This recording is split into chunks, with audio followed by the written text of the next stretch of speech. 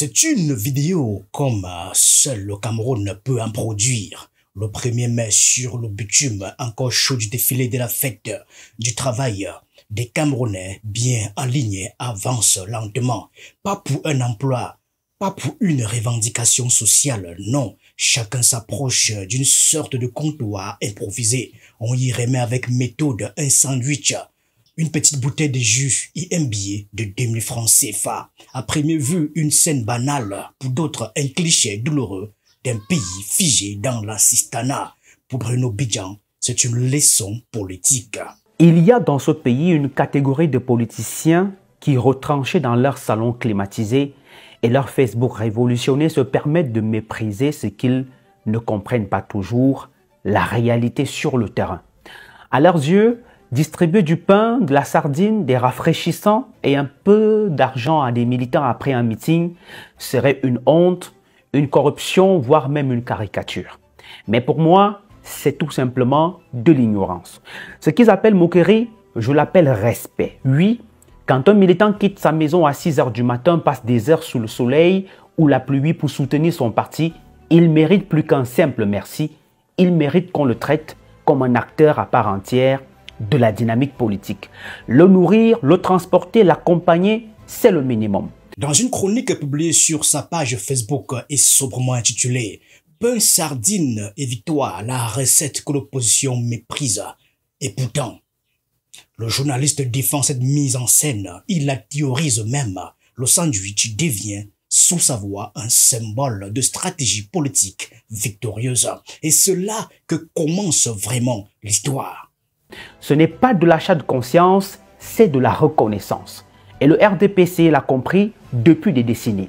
C'est ce que certains appellent ailleurs une petite recette magique, mais qui en réalité est une stratégie solide d'enracinement populaire.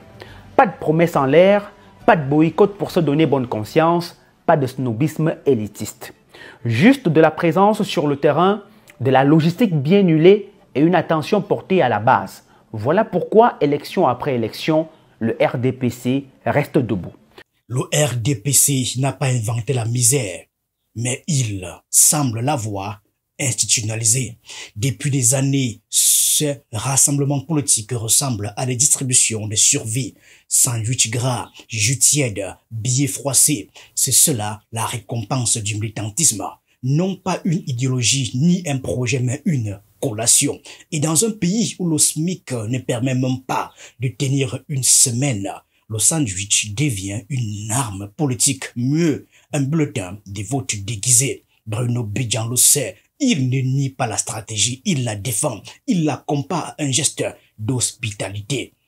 Même dans les réunions de famille, on offre un rafraîchissement, dit-il, ce qui dans sa bouche sonne comme une justification tragique. Puisque tout le monde a faim, pourquoi ne pas gouverner par le ventre donc? On peut comparer un meeting politique à un séminaire et ce n'est pas absurde. Imaginez, vous assistez à une journée entière de formation, pas un café, pas un verre d'eau, rien du tout. À la fin, on vous dit merci et à la prochaine. Vous reviendrez? Je suis sûr que beaucoup ne reviendront pas. Alors, pourquoi exiger des militants qui soient des robots capables d'endurer la famine, la soif et la fatigue pour un sourire et un slogan? C'est ici que le drame se joue, car le pain sardine n'est pas une anecdote, c'est une stratégie. Plusieurs experts l'ont dit souvent à voix basse. Le RDPC a fait de la pauvreté un programme politique, non pas par incapacité, mais par calcul. Dans un pays affamé, on ne débat pas d'idées, on tend la main. La dépendance devient fidélité. La précarité est un outil de contrôle. Et lorsque l'opposition, notamment le MRC de Maurice Kamto, critique cette pratique, elle est immédiatement accusée de mépriser, je cite, le peuple. En réalité, elle dénonce un système qui a volontairement inversé les rôles. Au lieu de servir le peuple, on le nourrit juste assez pour qu'il n'ait pas la force de contester. Pendant ce temps, les champions de la théorie, eux, boycottent les élections, fuient les combats locaux et abandonnent leurs militants sans même une bouteille d'eau. Résultat, défection, démission, désillusion. Mais ils trouvent encore le temps de venir faire la leçon aux autres. Ils ne respectent même pas leurs propres troupes et ils veulent apprendre aux autres à faire de la politique. qu'ils commencent déjà par nourrir leur base avant même de prétendre gouverner une nation. Car ceux qui pensent aujourd'hui que la base n'a pas besoin d'être entretenue, une fois au pouvoir, abandonneront leur peuple et ça se voit avec les boycotts aux élections. En défendant cette stratégie, Bruno Bidjan ne fait pas seulement du journalisme d'opinion. Il devient malgré lui ou non le chroniqueur du système. Il valide l'idée selon laquelle les citoyens n'ont besoin ni de routes, ni d'écoles, ni de liberté, juste d'un pain et d'un jus, et peut-être d'un billet. Il transforme une humiliation collective en réussite tactique. Il déplace le débat. Au lieu de se demander pourquoi un pays si riche en ressources naturelles en est réduit à offrir du pain sardine comme une récompense politique, il préfère pointer du doigt l'opposition incapable, selon lui, d'avoir compris, je cite, la recette. La politique n'est pas une affaire de tweets ou de publications Facebook inspirantes. Elle se gagne sur le terrain, à l'écoute du peuple avec une main tendue, un sandwich et parfois une enveloppe. Ça s'appelle de l'humilité politique et non la soumission.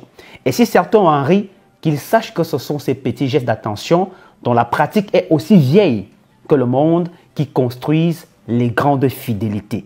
Alors, non, le pain sardine n'est pas une insulte, c'est un symbole. Celui d'un parti qui ne méprise pas ses militants, celui d'un parti qui assume la politique du concret face à ceux qui pratiquent celle de l'abandon. On peut rire du pain sardine, mais c'est lui qui fait les élections encore et encore. Mais Bruno Bidjan oublie une chose, ce que l'on gagne avec la faim, on peut le perdre avec la colère, car à force de nourrir le peuple sans le libérer, on finit par créer un électorat affamé et lucide. Le pain sardine du RDPC est un miroir cruel. Il reflète une réalité que certains refusent de voir, celle d'un peuple maintenu dans la survie pour mieux être mobilisé. Une société où la dignité a été troquée contre un goûter de meetings. Et pendant qu'on débat du prix du sandwich, l'essentiel continue de s'effondrer. Les hôpitaux, l'école, la justice. Alors non, ce n'est pas un pain, ce n'est pas un jus, ce n'est pas 2000 francs CFA. C'est une métaphore, celle d'un pays où la pauvreté n'est plus un échec, mais une méthode de gouvernance bien pensée.